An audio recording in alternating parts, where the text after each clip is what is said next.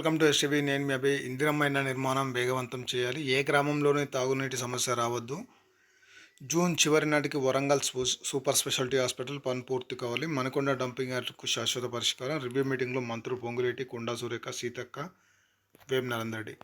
Basement పూర్తయిన ఇండ్లకు తక్షణ చెల్లింపులు. సీఎం రేవంత్ రెడ్డి నేతృత్వంలో కాంగ్రెస్ ప్రజాప్రభుత్వం ఇందిరమ్మ ఇండ్ల గ్రౌండింగ్ ప్రక్రియను వేగవంతం చేయాలని, బేస్మెంట్ పూర్తయిన ఇళ్లకు తక్షణం చెల్లింపులు జరపాలని చెప్పేసి వరంగల్ జిల్లా ఇన్ఛార్జ్, రాష్ట్ర రెవెన్యూ, హౌసింగ్, సమాచార, పౌర సంబంధాల శాఖ మంత్రి పొంగులేటి శ్రీనివాసరెడ్డి కలెక్టర్లను అయితే ఆదేశించారు. శుక్రవారం సచివాలయంలో వరంగల్ స్మార్ట్ సిటీ పనులు, వరంగల్ సూపర్ స్పెషాలిటీ హాస్పిటల్, తాగునీరు, ఇందిరమ్మ ఇండ్ల తదితర అంశాలపై అటవీ దేవాదాయ శాఖ మంత్రి కొండా సురేఖ, పంచాయతీరాజ్ శాఖ మంత్రి దానసరి అనసూయ సీతక్క, సీఎం సలహాదారులు వేం నరేందర్ రెడ్డితో కలిసి ఉమ్మడి వరంగల్ జిల్లా సమీక్ష నిర్వహించారు. ఈ సమావేశంలో ఉమ్మడి వరంగల్ జిల్లా శాసనసభ్యులు, కలెక్టర్లు, ఇతరులు పాల్గొని ఈ సందర్భంలో మంత్రి పొంగులేటి మాట్లాడుతూ ఇందిరమ్మ నిర్మాణం ఈ ప్రభుత్వం వారికి అత్యంత ప్రాధాన్యత అంశమని, దీన్ని దృష్టిలో పెట్టుకొని కలెక్టర్లు పనిచేయాలని సూచించారు. ఇందిరమ్మ లబ్ధిదారులకు ప్రభుత్వం 4 విడతల్లో చెల్లింపులు చేస్తుంది. మొదటి విడతలో బేస్మెంట్ లెవెల్ పూర్తయిన ఇళ్లకు ₹1,00,000 ఇస్తుందని చెప్పేసి, బేస్మెంట్ పూర్తయిన ఇళ్ల వివరాలు హౌసింగ్ విభాగాన్ని పంపిస్తే తక్షణమే చెల్లింపులు చేస్తామని తెలిపారు. ఇందిరమ్మ ఇళ్ల సర్వేలో ఇళ్ల స్థలాలు లేని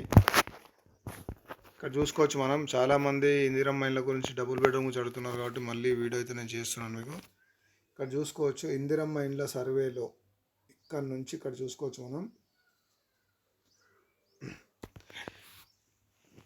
ఇందిరమ్మ ఇండ్ల సర్వేలో ఇళ్ల స్థలాలు లేని అర్హత కలిగిన లబ్ధిదారులకు ఇప్పటి వరకు కేటాయించాను. అంటే గత ప్రభుత్వం నిర్మించి పంపిణీ చేయంగా ఏవైతే మిగిలిపోయినాయో అవి ఇప్పటి వరకు కేటాయించని 2 BHK ఇండ్లను కేటాయించాలని, అలాగే మొండి గోడలతో ఉన్న ఇండ్లను, అంటే సగం సగం పూర్తి చేసి వదిలిపెట్టినవి ఉన్నాయి కాబట్టి, అంటే కొన్ని గోడల వరకు, కొన్ని స్లాబ్ లెవెల్లో, కొన్ని ప్లాస్టింగ్ లెవెల్లో, కొన్ని పిల్లర్ స్థాయిలో కూడా అలాగే వదిలిపెట్టిన ఇండ్లు ఉన్నాయి.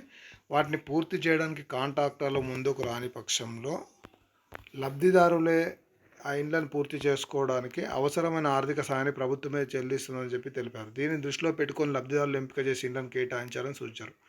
అంటే దీనికి అవసరమైన ఎవరైతే L2 లబ్ధిదారులు ఉన్నారో, అంటే ఇందిరమ్మ ఇళ్ళకు సంబంధించి L2లో స్థలం లేని నిరుపేదలు ఎవరైతే ఉన్నారో వారిని ఎంపిక చేసి వారికి ఇండ్లు కేటాయించాలి. అంటే ఇప్పుడు సపోజ్ ఒక దగ్గర ఒక 100 మందిని సెలెక్ట్ చేశారు అంటే 100 మందిలో అక్కడ ఇండ్లు ఎన్ని ఉన్నాయి, సపోజ్ ఒక 70 ఇండ్లు ఉన్నాయి. ఆ 70 ఇండ్లు కేటాయించి మిగతా 30 ఇండ్లకు సంబంధించి ఏవైతే అసంపూర్తిగా కంప్లీట్ చేసిన డబుల్ బెడ్రూమ్ అవి కేటాయించి వాటికి సంబంధించి ఎంత ఖర్చు అవుతుంది ఏంటి అనేది వారికి కేటాయిస్తే వారే ఇల్లు అనేది పూర్తి చేసుకుంటారు అనేసి దీని ఉద్దేశం అనమాట. దీని కలెక్టర్ నేతృత్వంలో ఇది మొత్తం జరుగుతుంది. ఇది ప్రజెంట్ మనకు ఇందిరమ్మలకు సంబంధించి ఈ L2కి సంబంధించి ఎవరైతే అర్హులు ఉన్నారో వారికి సంబంధించి అప్డేట్.